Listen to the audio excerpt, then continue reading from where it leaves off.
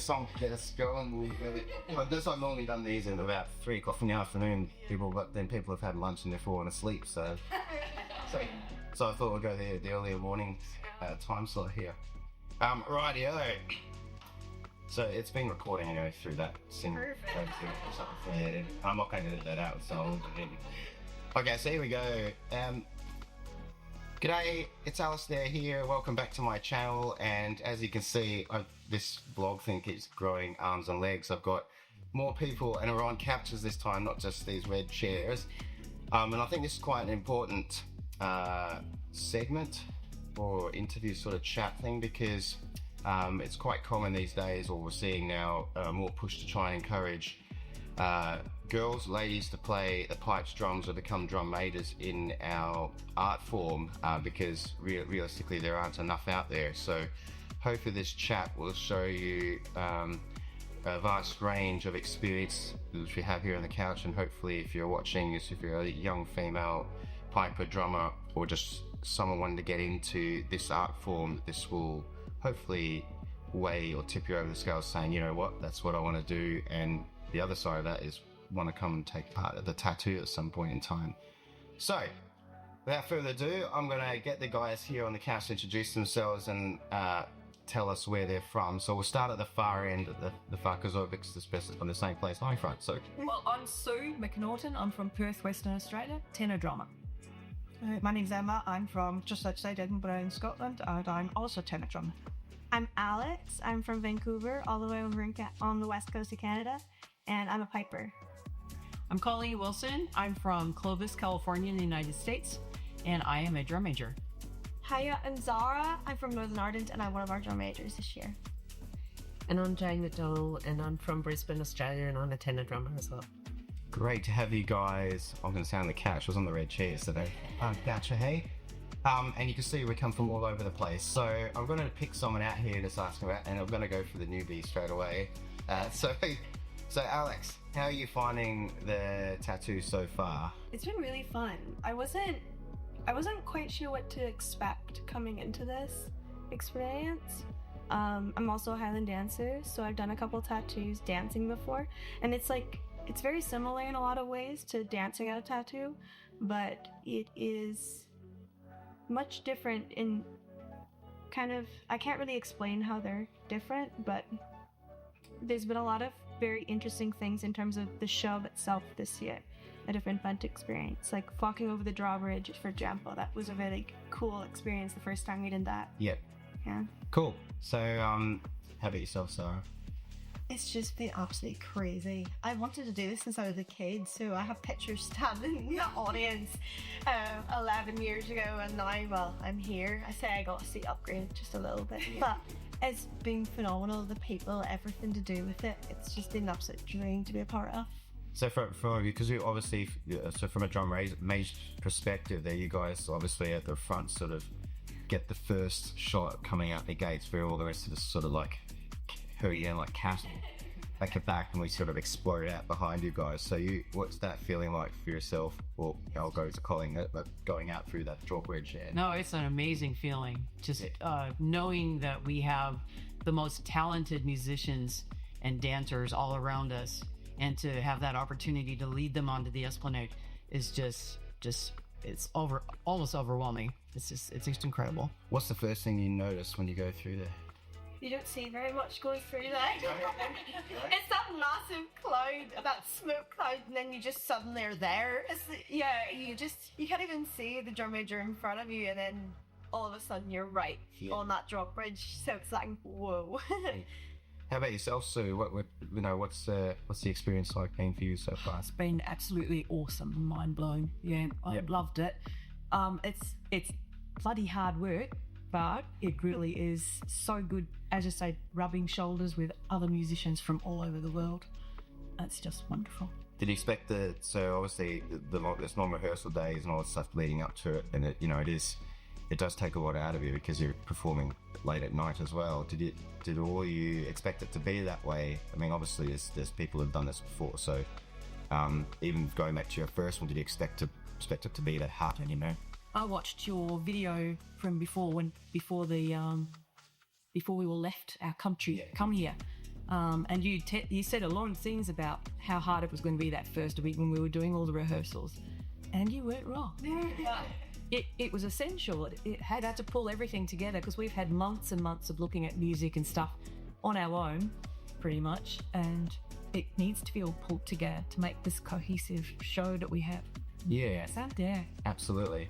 So in terms of the show and everything like that, what's been the highlights? So, I mean, for me, one of the highlights as a part of the show, and I say to everyone every year, is just that moment going through the drawbridge. I think it really doesn't get old.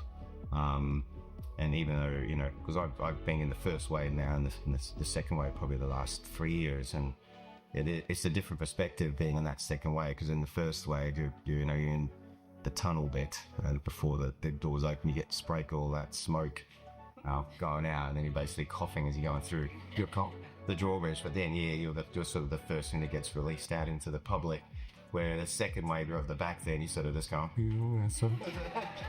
and there's not as much urgency apart from staying right up close to find from the drum majors in front. And then as soon as you come around that corner, and you can see if they're obviously, as soon as you're in sight of the crowd, they can see you. So it's two different perspectives there. So that to me is the highlight. Every year's the highlight. But what's some of the highlights for you guys? So Jane, yourself. The drawbridge, definitely. I think this year I've been able to be going in different files, and so you get very different experience every time. Well, us tenor drummers are in all these different places, so sometimes it's a little bit overwhelming to try and remember what I'm doing in this file. Yeah, absolutely. Changing positions uphill, that would be quite different. Which I don't think many of the other people get to do, so I think we're a bit unique in that. Yeah, well, I know the drum majors are, because I see them outside.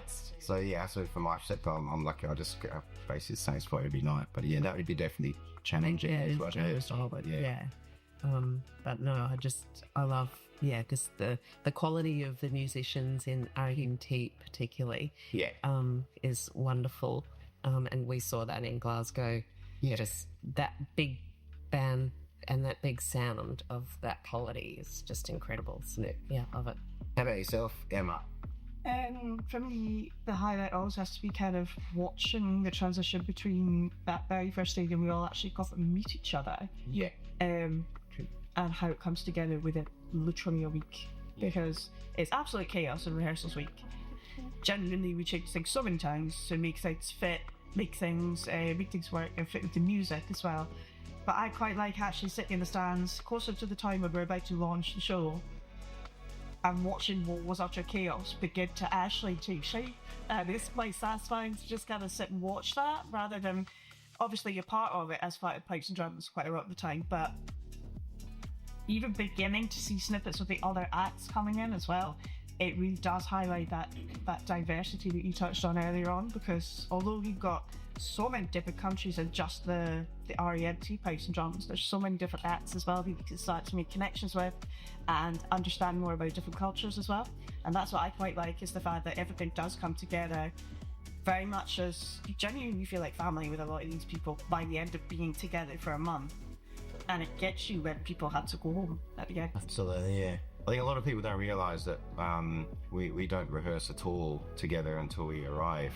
And, like any normal band would do, build up right through months of hard work to get to here. And so they basically know each other back to back, basically, as they turn up in Edinburgh. For ourselves, we're basically doing it separately at home and hoping it arrives in the right place. From my point of view anyway, I said, sending out recordings, I'm kind of hoping everyone's following those. And so when, the 2 or 3 days that we have I think it's 2 days really until we all meet with the rest of the mass pipes and drums, that's all we get. So there's a lot of hope and reliance on everybody doing that work prior. But I can see, I think when I first started as pipe major, and I'm used to always, band practices every week with the band, and then all of a sudden I was, the opportunity to lead a group that I didn't even meet until, a couple of days before the tattoo. I was like, in the back of my head, it's like, how's that going to work? But I was like, it's a much to put all that together in a short space of time. So you can see over the years that's become a lot less now, because I just know it sort of happens. But it's always the case when we have a whole new, and it's more just the new intake of new members I always do get the messages that come in throughout, probably just two months out from saying, what worried about different aspects of the playing side, and I'd sort of try and be that sort of calming, but say, don't worry, it'll be fine. Honestly, trust me, it'll be fine. And it's just from all these years of being in that same scenario, and then all of a sudden, realizing that having trust in the team to put it all together. So, there's some of the highlights there. What sort of challenges? Obviously, there's challenges to these types of events. So are there any challenges you guys have come across being a part of the show or in the lead up to something like this? Colleen?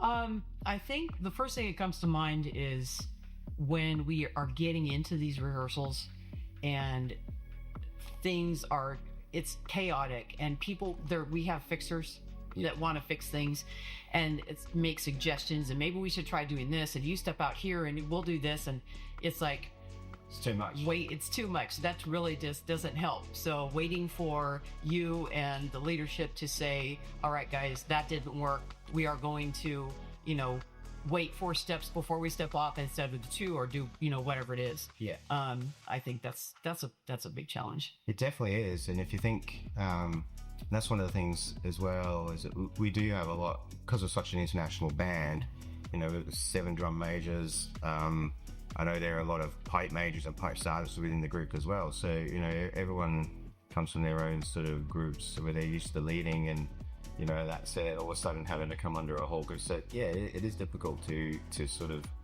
as a pipe major, and I find it difficult going into a band where I'm no longer, I'm just a player as such, and have to stand back. I've probably become better over probably the older years of my life doing that, but yeah, it is difficult to do. So, but yeah, direction is obviously, and with so many people on parade as well. I mean, that's why it's important that we do have a really good leadership group with Ross and Rad, and Colin now moved to Peter because Colin's finished up. So with that leadership group, it's important that they basically draw the line, saying this is what we need to do. So, but it's always evolving, as you guys are seeing. Even decisions, halting where we need to halt, things up to even the point last night where things are changing again. So I guess for such a big show, it's always going to be these 5 challenges, and it teaches us being able to adapt quicker as well. And that's an important thing as a musician, is being able to adapt. How about yourself, Alex? Got any challenges have you? During the show itself, there's a couple points where we're all reliant on, because of all the formations and stuff, we're all reliant on everyone else being exactly where they need to be for us to be where we need to be. Last night, at least, we had a moment where one of the bass drummers was just like in the way of us. And so we were supposed to be walking between 2 files of drummers, and the bass drummer was just right there in the middle. So we all had to just drum low. But it was like staying in line with the person beside us while like moving around this guy. It was, and then there's a couple of times where like the people in front of us have like coming out on the drawbridge, or even walking on the mile at the end. The people in front of me have either slipped or like almost fallen, and I'm like trying to catch them, but not like mess up my own playing, and like that's pretty valid. So there's a couple moments in there where it's like very important to be exactly where you need to be, and like there's the unpredictable things that can happen. Okay, so Sarah. I think it's a live performance, so every night's different. As much as we've like learnt it and rehearsed it and everything, things do go wrong. Things go a bit wobbly. Like last night I led the file and there's a bass drummer in front of me. He's massive and tall, and I'm trying to go, You're using this and washing up. and you're like, where are you going? And it's funny, he came up to me after, I was like, I just had a bit of a brain. Just my brain went with the fairies. I went, sorry. But yeah, it's that reality, like, it is a live show, and like things do go wrong. You have to move sometimes to make everything right, but the thing is, we make it work, and that's it's adapting on the fly. I think I mentioned that in one of our sort of team meetings at the top. It's like, it's never going to be the same every show. You've got to, you hope it is, but you're always going to be on your toes, and maybe you might have to just slightly alter something, as long as the end result is, like in this case, performing a 7 and a 5, whatever it is, it looks like that. You understand? However you get there, if there's any sort of challenge along that path, then you just got to make the decision on the fly and hope everyone follows you in that way. Especially from a drum major's point of view, you just hope they've all come down and followed you down the Esplanade. I've been in a case before where this is now I'm telling all worries, but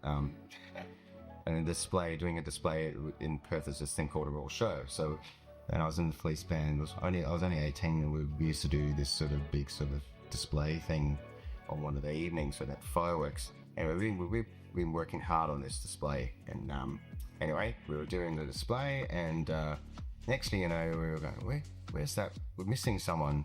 And we did this sort of explosion thing, and then off in the distance was another piper. It's about to just disappear off in the wrong direction. But anyway, it's marching back towards us, just looking at us, going. So yeah. But he adapted straight away. Probably no one else noticed that apart from ourselves. It cost him a lot of money in the end, but yeah, it was just adapting when you need to adapt.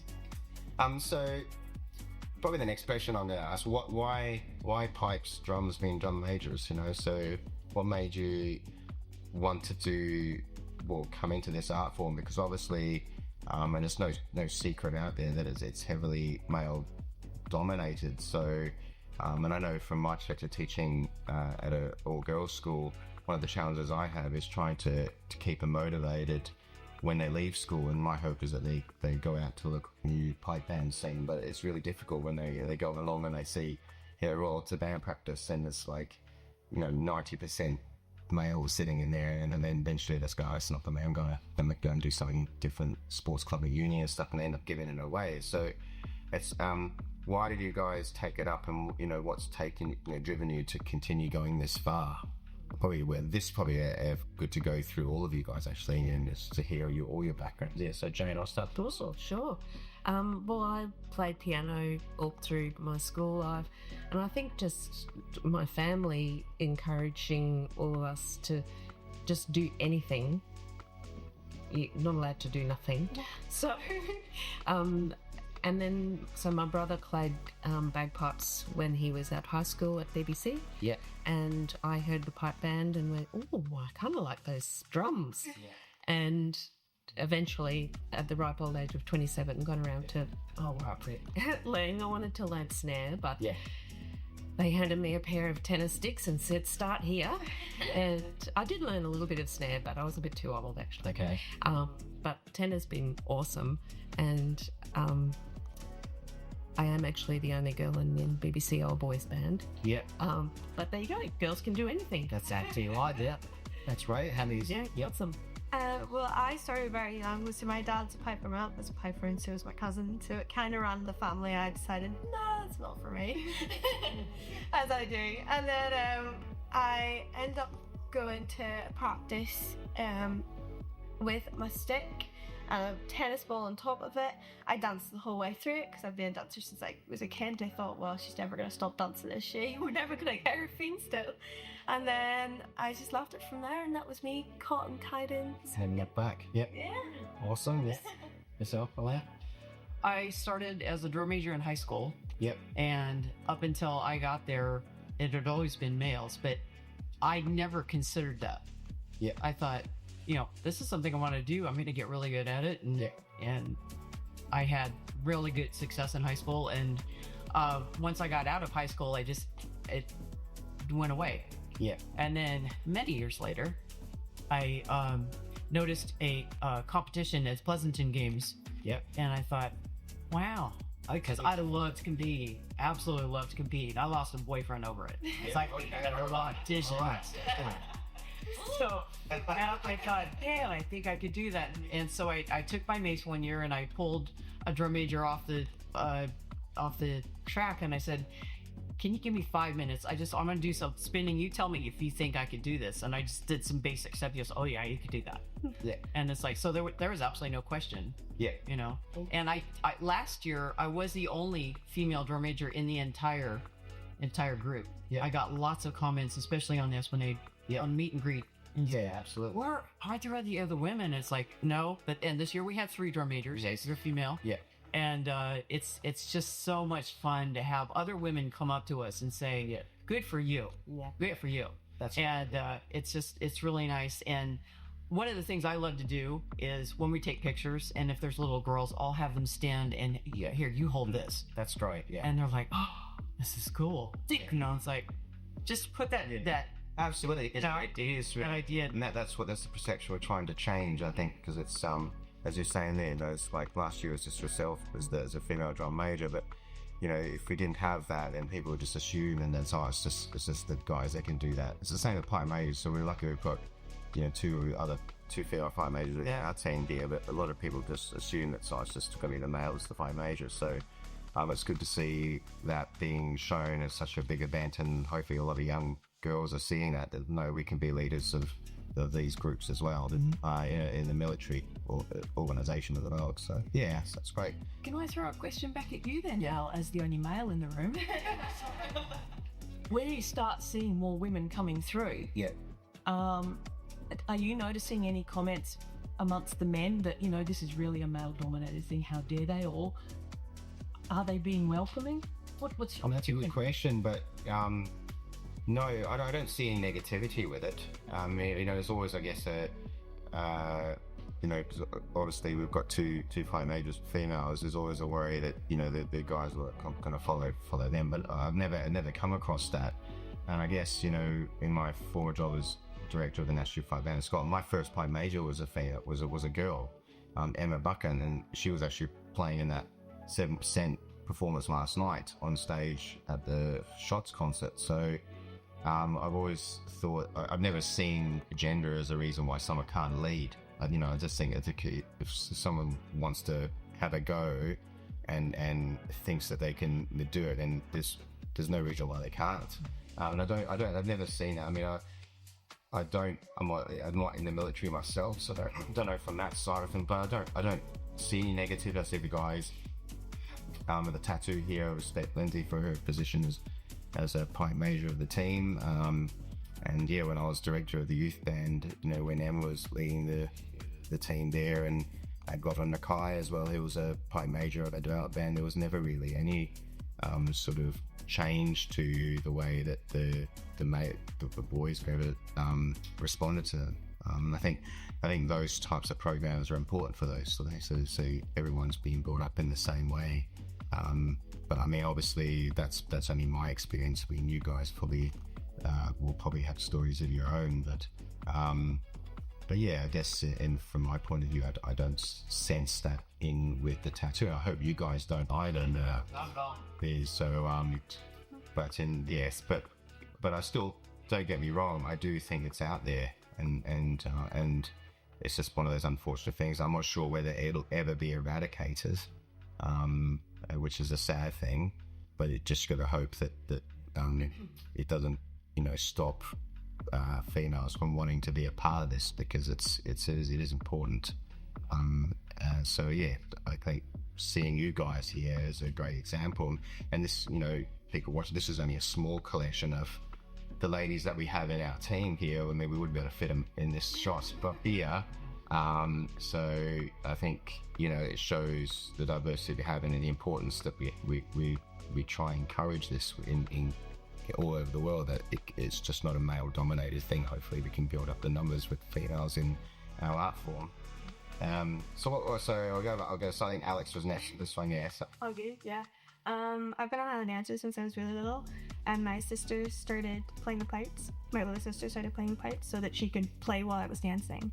And I got to a point where I was dancing with the band. They had come over for the Worlds, and I was dancing at a couple performances with them. And I was like, I want to be like my older sister. I want to play the pipes too. So I picked up a chanter that summer, and so that was 11 years ago. And 2014. And I was lucky enough to have some incredible female instructors, Ayla Burley and Danny Miller, both who have played and currently play with SFU. Yeah. And so I've never looked back. Never looked back. Yeah. That's great. Yeah. Emma? I originally started, my uncle was one of our band's photographers, so he like go around with the band. So I started tagging along with him. Obviously, I knew about our local pipe band from quite a young age because they did quite a lot of local charity events and a lot of galas and festivals and stuff. I also remember my grandfather talking about the Edinburgh Tattoo when I was younger because he had it on VCR. Yeah. So I remember watching that.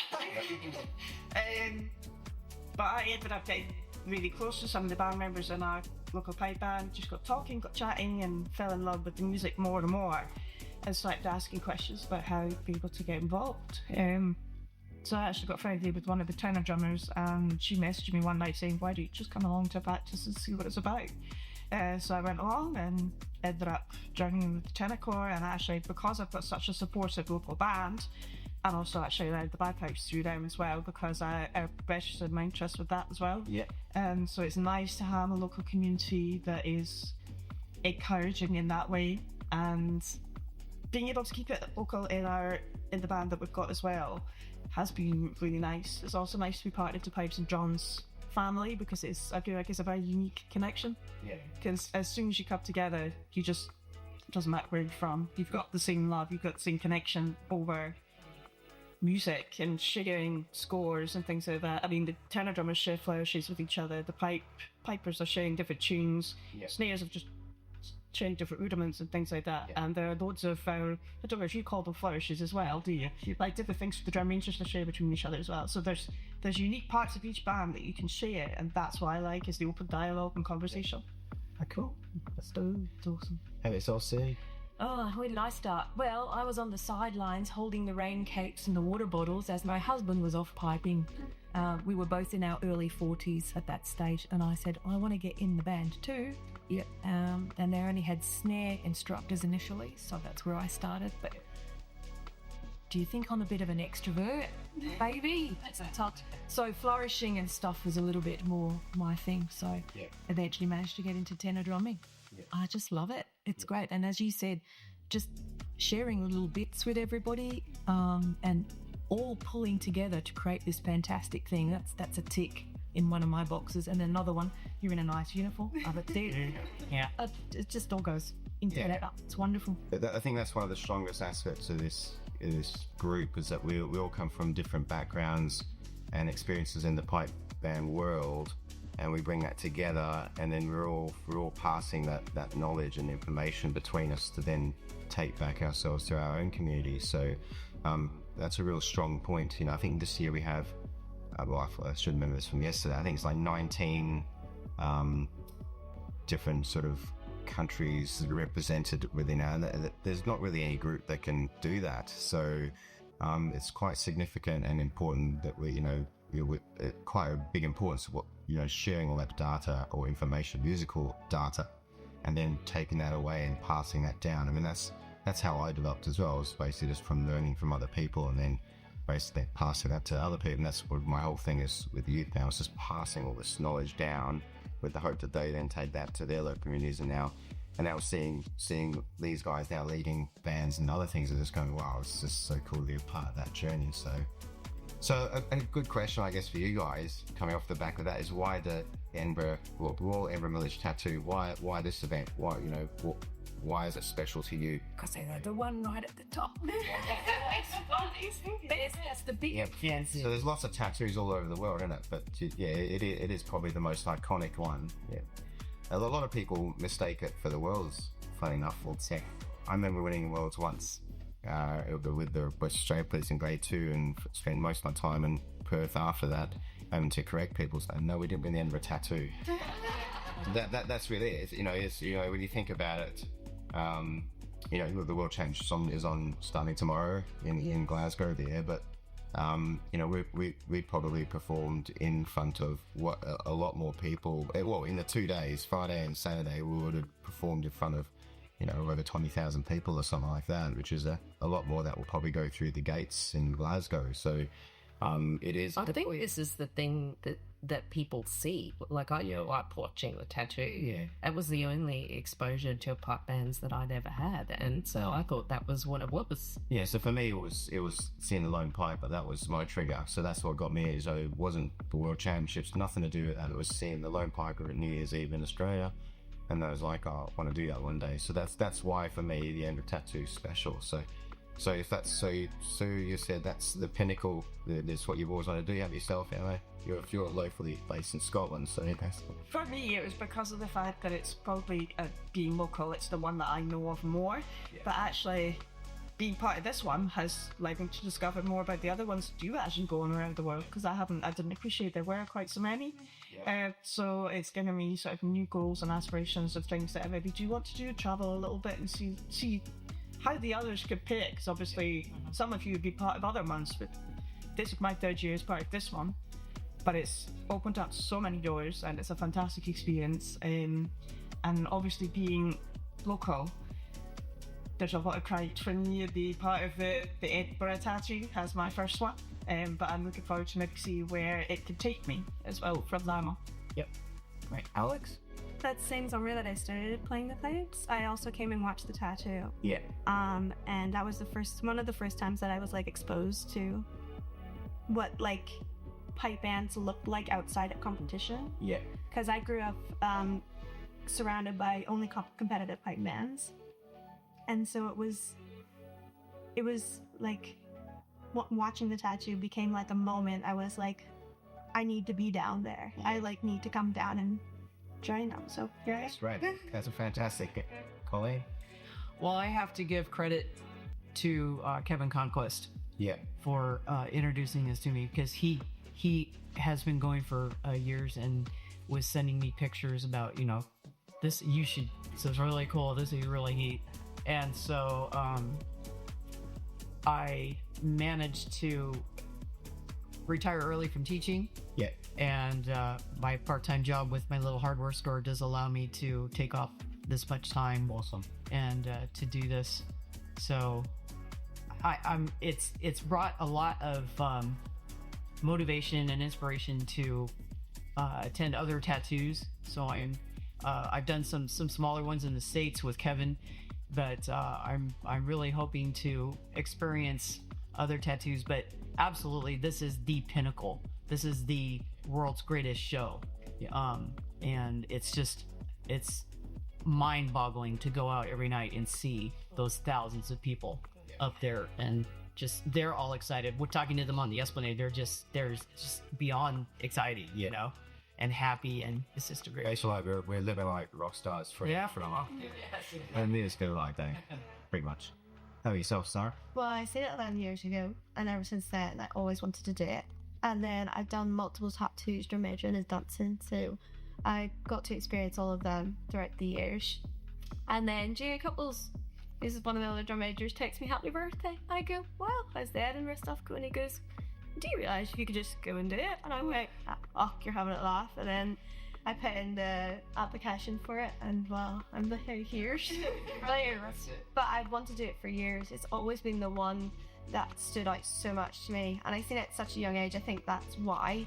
And it's incredible. It's the most out of body experience I've ever had. You turn around and you look at that castle, you go, oh my goodness, that's really behind me right now. I've really came out of that castle, and it doesn't get old at all. No. So I just want a lot of, from a competing drum major's point of view, a lot probably don't realise they can do this. Yeah. But they can do it, because obviously, this is the same as pipe band, this is the competitive aspect of the sport. But a lot of drum majors probably think, it's just in the military guys to go and do the drum majoring. So it's really refreshing to have new people coming in and experiencing it. And it is pretty cool doing the counter march to the bottom, and then the first year sees this very marching towards it. So yeah, it's pretty cool. How about yourself, James? Yeah, same as everybody. That it's the pinnacle. It's the thing, and I think it's just fun because it isn't competitive. It's just fun. Yeah. I think there's probably an aspect of me which enjoys performing, and it's just fun to perform rather than to compete. And it's here. That's right. Yes. So if we've got any young viewers here, you know, for young girls looking to take up the Pike's Jungle, becoming a drum major, what sort of advice would you give them? You guys have been doing it for a while now. Is there anything you would say, you know, if to inspire them to take it up to want to do what you're doing right now? Girls can do anything. Yeah, go power. Keep at it. Keep at it. Yep. Just give everything a go. And you don't know how many doors are going to get open. Are you just taking that set into giving a go? So I mean, there's so many doors open for us, especially now. It's incredible. Yeah. For you. Follow your dreams, those types of things. Yeah. The world you're always And there might be the piping community or pipe band world is pretty small, so you know someone will know someone who knows someone, you can connect and so on. So it's about just trying to reach out, and if you're looking to do this and are sitting at home going, oh, I wish I could do that, you probably would find that within 2 or 3 people that you might know, they'll know someone probably linked to the band right now that's sitting here. So yeah, always like I said, it's follow your dreams. That was a dream for me to do the tattoo when I was younger, and I got to do it for the first time way back in 1997, and it's never been something I've not wanted to do again. It's just taken a long 20 years to go and do it for me again, and I've never looked back. Always to do it for you guys. It's been one of those benchmark ones to go and do it, and for a few in the couch here, you returnees, you know, you've come back to do it again. Hopefully for the newbies that are seeing it, hopefully you'll want to do it again at some point as well. So I guess I'm going to throw a different type of question now. It's a bit of a fun one. I forgot what I was going to ask in there because we've covered quite a lot there. So we have a lot of things. This is the last question I'm going to ask you. So we've got a lot of time obviously you're filling some time right now sitting here doing this interview. Great form in the evenings. So what do you get? So what do you get to through the day? I asked everyone this question that comes in interview. So what, Bill yesterday was basically just a student marking babies. So that was very much to get out of that. So what do you get up to here in Edinburgh during the day?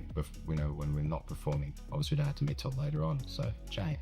I came with a list of things that I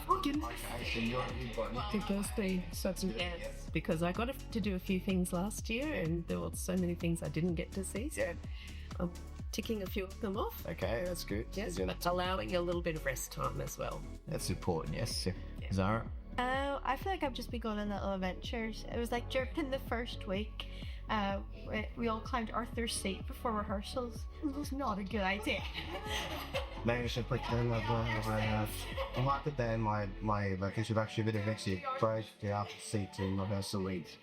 But yeah, just really doing little adventures. I went to the galleries and stuff, and I did Dean's Village with my mum and my granny, so that's really nice. That's nice, yes. And I'd have naps before Sherry sat. Standard.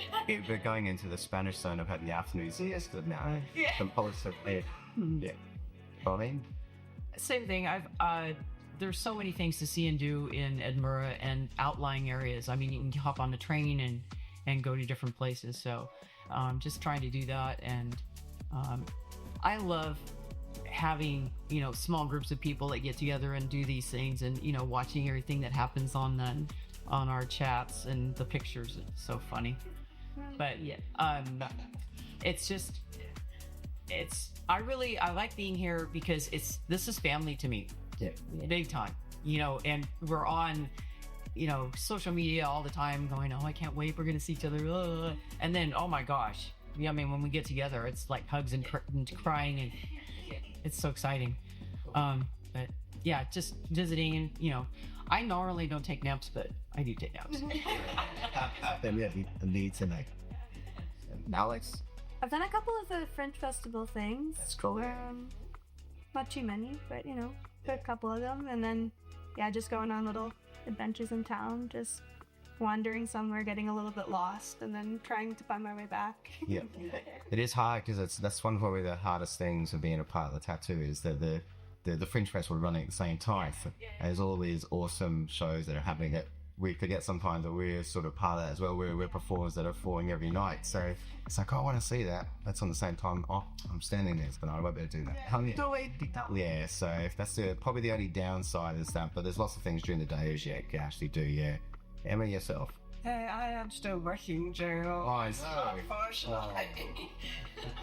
But what I really enjoy anyway is the fact that even just the chats are lighting up whilst I'm still at work, and even if I get 2 minutes to just have a look at them, they genuinely make me smile so much. And I've got so many questions for like about it, and I'm like, what else is going on? I can Edinburgh whilst I'm trying to do this. Yeah. But I love the fact that I can still keep in touch with the people that I made friends with as well. And so even though I've got to go to work and like help with my family as well, because I've got 2 young kids, still coming straight from work to coming to Pollock calls is like coming back to a little piece of home. Genuinely, it gives me that breath of fresh air as soon as I get back into Pollock calls, and I could just kind of be around the community, the people that I want to be around for a little bit in the evening and do something different, do something I'm passionate about, because a little bit more rather than just being my day job as well.